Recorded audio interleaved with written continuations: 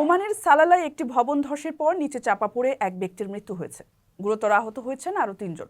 তাদের উদ্ধারের পর প্রাথমিক চিকিৎসা দিয়ে হাসপাতালে পাঠানো হয়েছে। সোমবার সকালে এই দুর্ঘটনা ঘটেছে বলে খবর দিয়েছে civil defence and ambulance authority.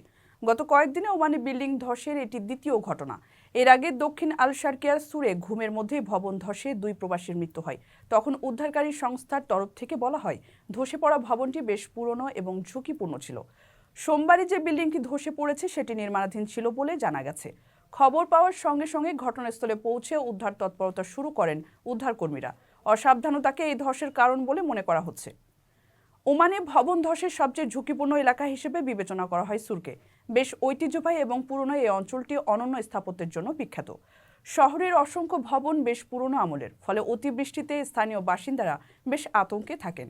বিশেষজ্ঞরা একই ঘটনার পুনরাবৃত্তি এড়াতে নির্মাণাধীন পুরনো এবং বিপজ্জনক বাড়িগুলোর নিরাপত্তা যাচাইয়ের পরামর্শ দিয়েছেন। আকর্ষণীয় রেট ও দারুণ সব ডাটা বান্ডেল পেতে আজই ব্যবহার করুন ফ্রেন্ডলি সিম।